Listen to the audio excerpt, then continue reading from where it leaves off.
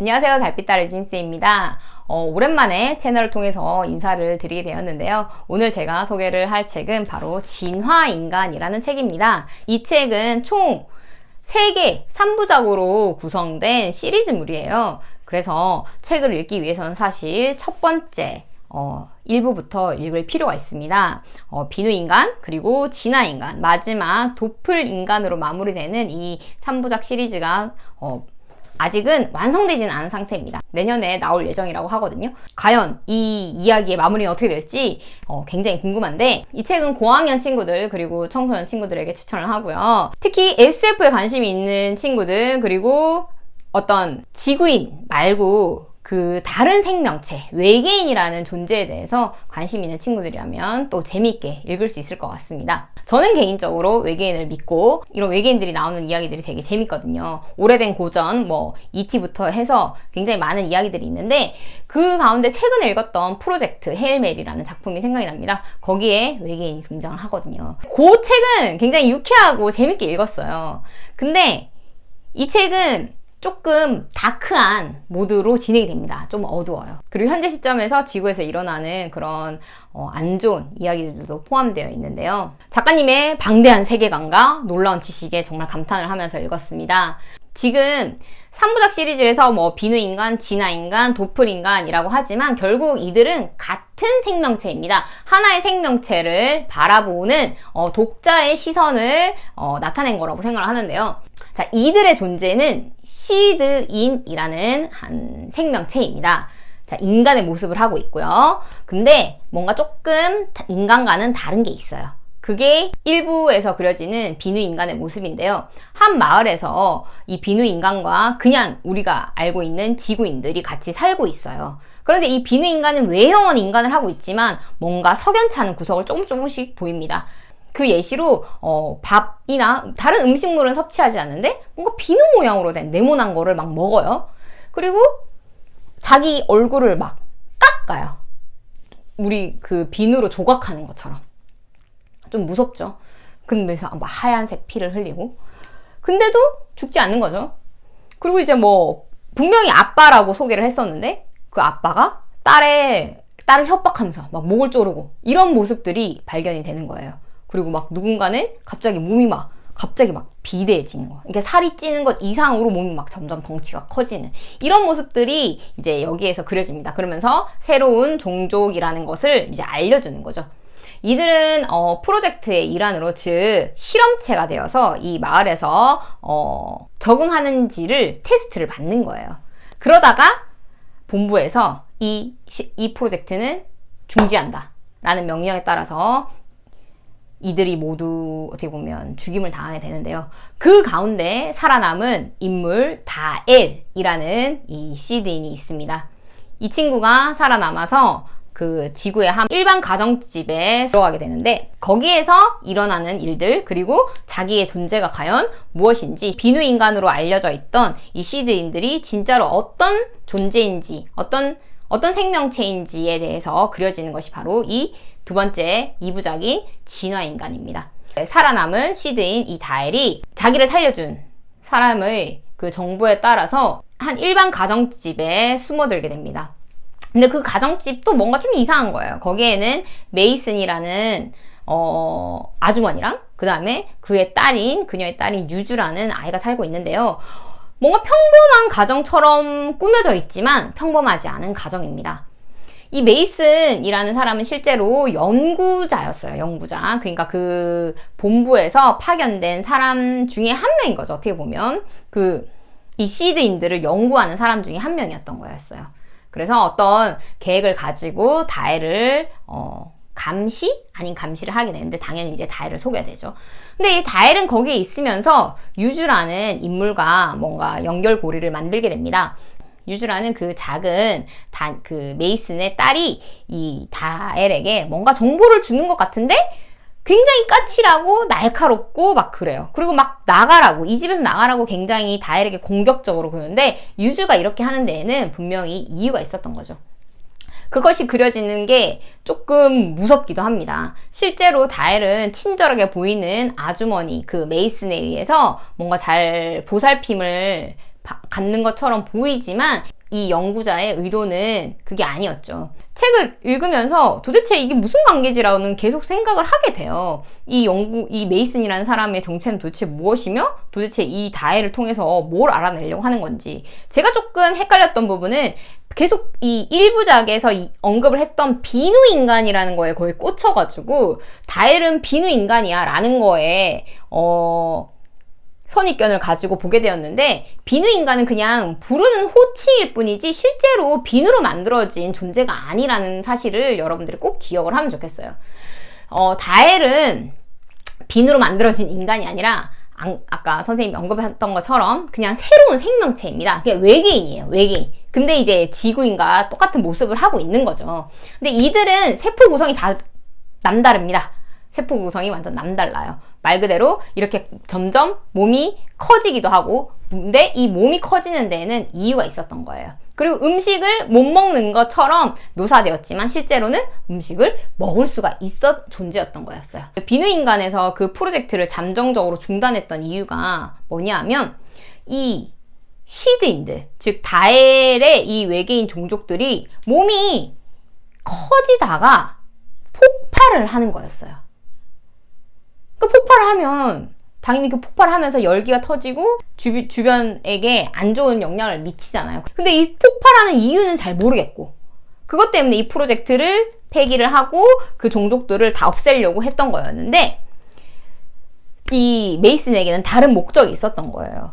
자기는 이 프로젝트를 그만두는 게 너무너무 아까워가지고 이 아이를 빼돌려가지고 개인적으로 연구를 하는 건데, 이 연구를 하면서 폭발하는 이유를 반드시 알아내고 싶었던 거죠. 아니면 폭발이 아닌 다른 것이 있는지도 알고 싶었던 거고. 그러면 이제 여러분들이 의문을 가지고 봐야 되는 것이 있겠죠. 과연 다헬은, 이 시드인들은 왜 몸이 커지는 건지, 이렇게 커지면서 왜 폭발을 하는 건지. 원래는 이 존재들은 식욕을 느끼지 못해요. 하지만 이상 식욕 증상이 발현됩니다. 이제 인간 세상에서 살면서 어쩔 수 없는 거죠. 많은 음식들을 노출되지만 그거를 먹지 않고는 살 수가 없으니까. 근데 이제 처음에는 먹으면 안 된다고 생각했는데 먹으니까 몸이 적응을 하고, 근데 먹는 것에서 끝이지 않고 몸은 점점 커지고. 자, 몸이 커지는 데는 분명히 이유가 있겠죠. 아까 이야기했다시피 그 몸이 커지는 이유가 무엇 때문일까?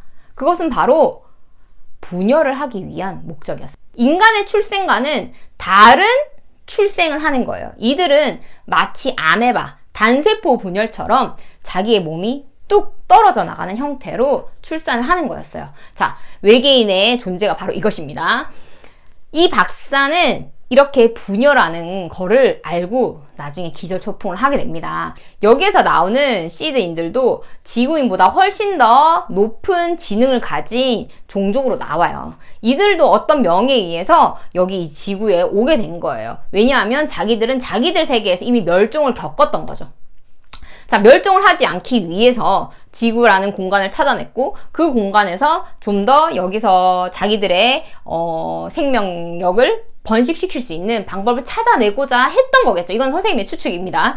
자, 그런데 그 계획이 맞아떨어지지 않았던 거예요. 어쨌든 지구에 있는 지구인들과 협상이 필요한데, 그 협상 과정에서 뭔가, 자, 이 망명하는 과정에서 이 지구인들이 이들을 받아준 거잖아요. 그 조건이 맞지 않았던 것 같아요. 지구인들이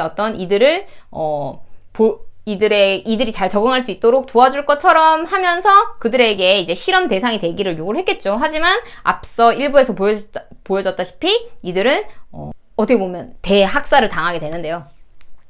그 가운데 이제 다헬이 유일하게 살아남은 존재가 되잖아요. 그러면서 다헬은 자기의 그 옛날 기억을 다 되찾게 됩니다. 시드인들이 어떻게 해서 이 지구에 오게 되었는지, 그리고 이들은 여기에서 어떻게 살아남으려고 했는지, 그 이야기가 그려지면서 마지막에 이렇게 분열을 하게 되고, 그러면 이제 그 분열된 또 하나의 생명체가 있잖아요. 어떻게 보면 자식이라고 할 수 있는, 다헬의 자식이라고 할 수 있는 이 수온이라는 인물이 3부작에서 이 이야기의 마무리를 지을 것으로 예상이 됩니다. 그렇다면 이 메이슨이라는 이 연구자는 왜 이렇게 다헬을 감금하면서까지 개인적으로 왜 얘를 마지막으로 살려두면서 연구를 하려고 했을까? 그것은 바로 자기의 딸 아이 때문이었어요. 유주라는 아이는 굉장히 약한 존재로 나옵니다. 그러니까 늘 아파요. 근데 왜 아프냐? 인간의 이기심 때문이었습니다. 여러분 그런 스토리 한 번쯤 들어봤을 거예요. 미래에는 유전자를 조작하여서 정말 완벽한 인간이 태어나게 할 것이다. 요런 그 스토리는 많은 영화랑 뭐 소설책에서도 한 번씩은 언급이 되었었는데요. 여기에서도 마찬가지로 유주도 그런 아이였어요. 근데 모든 것이 그렇듯 부작용이라는 게 있기 마련이죠. 그렇게 유전자 조합을 하여서 태어난 아이가 잘못된 거죠. 그러니까 어떻게 보면 자연 상태에 있는 것 자체를 건드렸을 때 좋은 효과가 나올 수도 있지만, 항상 그런 부작용이 있는 거잖아요. 그럼 이제 지금은 그런 유전자 변형의 부작용이 쌓인 상태예요. 그러니까 이 책에서 꼬집는 하나의 중요한 뭐라 해야 되죠? 포인트 중에 하나가 과학기술의 발전에 좋은 점은 분명히 있지만 그로 인해서 그것들이 어쨌든 쌓여갔을 때 발생하는 문제점을 여기서 지적을 하고 있는데요. 지금 우리가 현실에서 실감하고 있지 않나요, 여러분? 지금 선생님은 이 기후변화가 정말 지구의 환경 위기를 단적으로 보여주는 거라고 생각을 하는데요. 그냥 그렇게 많은 좋은 점들의 부작용으로 조금씩 쌓이던 그 부작용들이 이제는 넘치는 시기가 왔다고 생각을 하는데, 이 책에서도 그 점을 지적을 하고 있습니다. 유전자 변형으로 인해서 많은 좋은 점들이 있었겠죠. 그런데 거기 그 많은 좋은 점에 정말 작은 오류라고 생각했던 것들이 쌓이면서 결국에는 유주 같은 아이가 태어난 거예요. 유주의 몸속은 진짜 일반적인 인간이 갖고 있는 장기의 모습이 아니었던 거죠.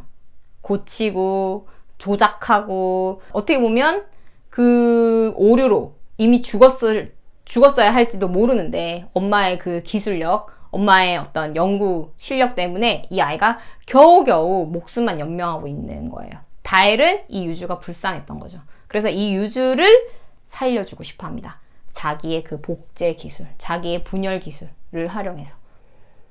메이슨의 목적은 여기서 드러나죠. 메이슨은 이 다엘을 이용해서 유주를 살리고 싶었던 거예요. 이들의 세포를 연구를 해가지고. 자, 이야기는 여기서 마무리가 되지 않습니다. 메이슨과 그 다엘은 마지막까지 거래를 하거든요. 다엘이 제안하는 거는 자기가 유주를 살려주겠다. 하지만 이걸로 연구를 하지 말아라 라는 거를 제안을 하지만 메이슨 박사는 어떻게 할지 모르겠어요. 이게 어떤 결론이 날지 아마 3부에서 이야기가 그려질 것으로 예상되는데요. 마지막 이야기가 굉장히 궁금해지는 시점입니다. 조금 어려운 내용이죠. 조금 어려운 내용이었는데 책이 일단 3부작으로 그려진 거는 이유가 있을 것 같습니다. 내용이 어려운 내용이다만큼 이렇게 분권을 해서 좀 읽는 데 대한 부담을 낮추기 위해서 이렇게 만들어진 것 같고, 그리고 한 권 전체로 나와도 괜찮겠다. 또 이런 생각도 들었는데요.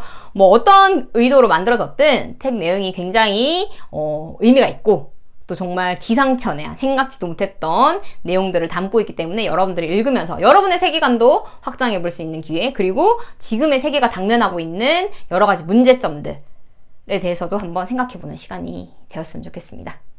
유인쌤 책책책 오늘은 여기까지 할게요.